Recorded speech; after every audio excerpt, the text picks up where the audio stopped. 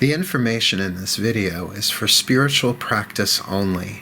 It is intended to help support the viewer's spiritual journey and a more fulfilling and overall healthier experience of life.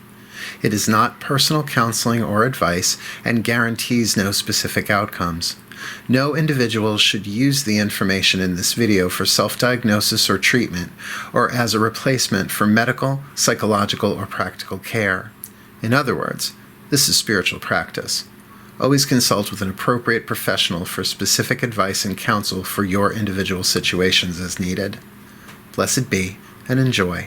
Mark Angelo Lyons, Drawing the Circle Productions.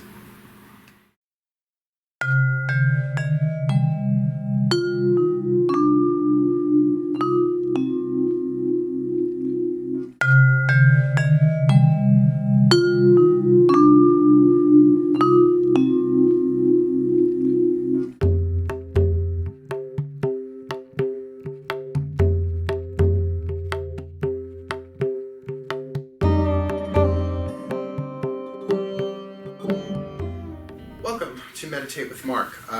We have a little bit of something different tonight. Usually, well, since I rebooted this month, I've sort of been asking people what they need and allowing Spirit to inspire different types of meditations. Usually, though, if we do a Sanskrit mantra, I have stuff prepared. This past week, I had some information come my way that I was not looking for, and yet, you know when something crosses your laptop and you're like, ooh, what's that? Click on that. Well, I did, and it was money mantras. Now, I've said many times in other things that I do here that I'm fascinated by the Sanskrit language. First of all, it's a dead language, like Latin. Like nobody actually, ost musticenta, that's how you conjugate. That's all I remember from Latin class. So like nobody is fluently speaking Sanskrit on the planet. There are languages that incorporate it that are spoken today. But as far as the root language of Sanskrit, it's really not so much spoken verbally. So I studied with the Ashaya monks for many, many years. They used to come here to Sayville. We put them up and they do a meditation weekend with us. And they absolutely incorporated Sanskrit into their work. And that's kind of what got me hooked. And then I started reading the Yoga Sutras of Patanjali. Really good book, really, really ancient. And it had the stanzas in English, obviously. I don't read Sanskrit. But they would put the titles, like the Yoga Sutras, there's like a couple of lines, first in Sanskrit, then in English. And I began to, well, let me rephrase that. First in Sanskrit, the lines and the dots and the stuff like that, which, you know, I can't read that. And then like the English, the pronunciation that they would put like in, I guess, whatever, like so that you could pronounce it. And then an English translation of what those words mean. And I was like, oh, because one word can mean all of these different things. It depends on the context that it's in. And we have that in this language too. Like the word boot. Yes, it is footwear, but also to give someone the boot, right? So we have words like that too. It's not that all of our words mean the same thing. So just fascinated by it, but not something I could like dive into and study. Like there's no Rosetta Stone Sanskrit. that's for conversational stuff. So when I saw this information on mantras for money, I was like, oh, all right, well, that's interesting. I've never heard of that before. And I clicked on it.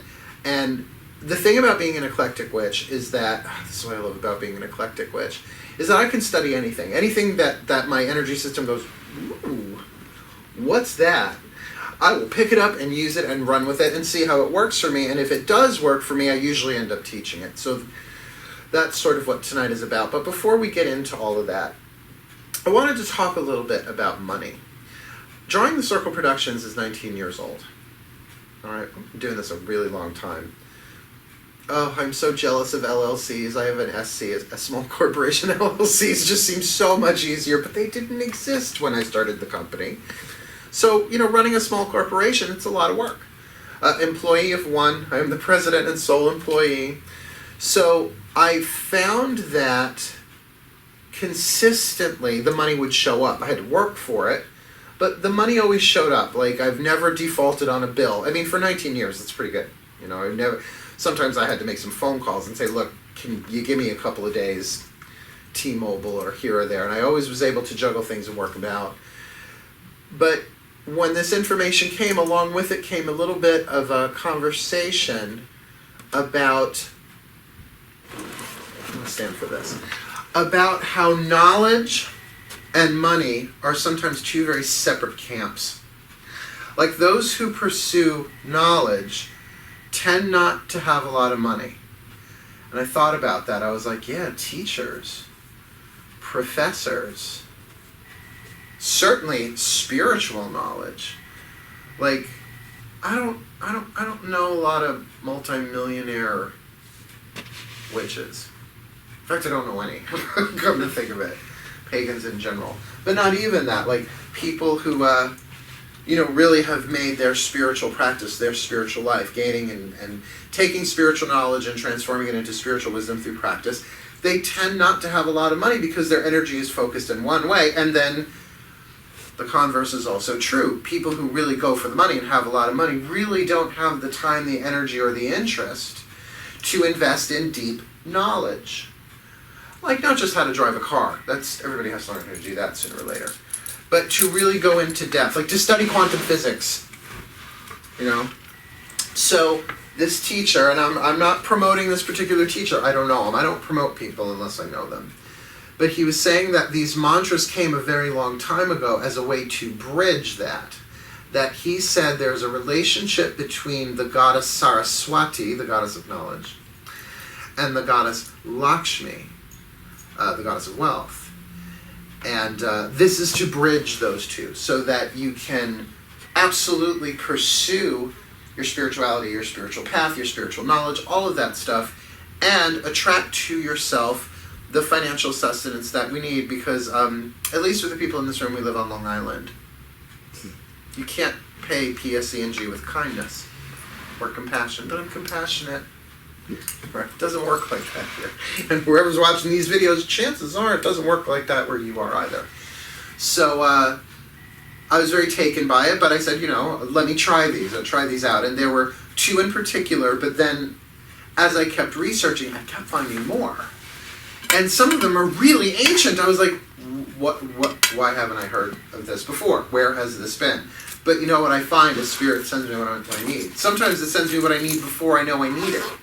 So I started doing the mantras, silently at first, then I started chanting them out loud, like in the car, so people just think I'm listening to music. I'm not like chanting away in the car. So I have a 20-minute drive here and a 20-minute drive home, so I used to do it, blasting WBAB or, The Shark, my rock and roll, music. So instead to chant, and sure enough, I got a new private tarot client, and readings started booking. I was like, okay, I had nothing. I only had events booked last week, scheduled things, but $100 phone reading here and $100 spiritual counseling there, and it just started coming, and I was like, okay, I don't know if this is part of the mantra, but I'm not quitting now, because they're easy. They're really easy to remember. So I want to share them, and that might be all that we do tonight. I've got a bunch of them, but. You know what, before I go into all of that, I like to start these with a quick little prayer meditation thing, because, let's see, you dealt with your child today, and your husband, right? You worked. So we're just going to do a little something non-mantra oriented, just to kind of get ourselves into a nice clear space. We cool with that?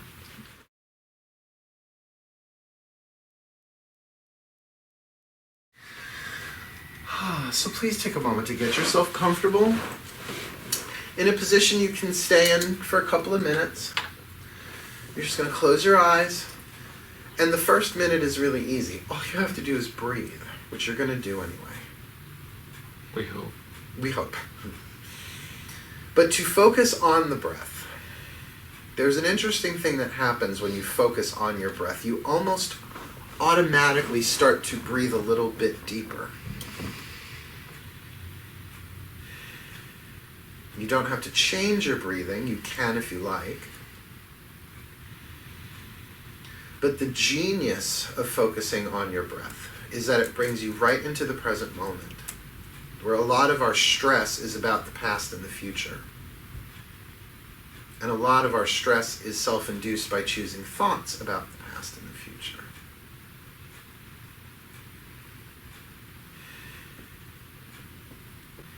So to just fully come into the present moment where there are no problems, where even the situations of this present moment are pretty gentle.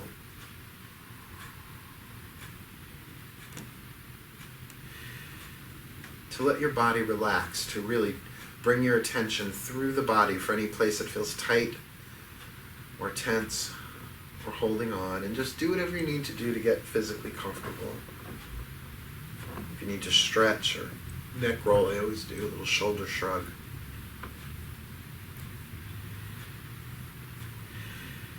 So that your focus can gently and naturally go inward.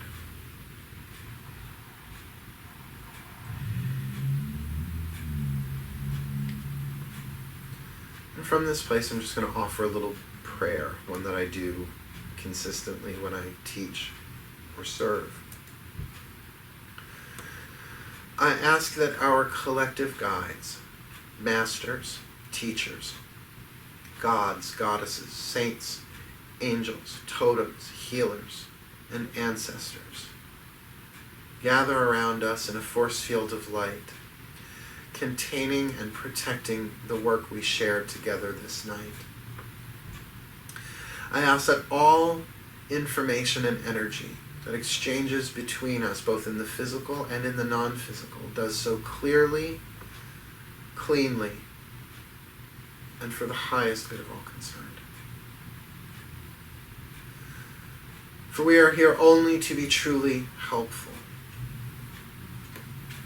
We are here to represent those who sent us, so we don't have to worry about what to say or what to do, because those who sent us are directing us. And we are content to go wherever they wish, knowing we do not go there alone. And we will be healed, as we are taught how to heal. Show us what you would have us do, where you would have us go, what you would have us say, and to whom. That together, as one, we walk free from this room tonight, feeling better, feeling more uplifted, feeling more peaceful, feeling more centered, and ultimately, particularly with tonight's subject, feeling a bit more abundant and a bit more financially secure in our energy field. Thank you. So motive beyond that. So before you just open your eyes, take a moment to orient yourself really in the body. We didn't astral project or anything. We didn't do any path working or visualization, but just take a moment to really just ground yourself, get accustomed to your body, and as you're ready, open your eyes and come back into the room.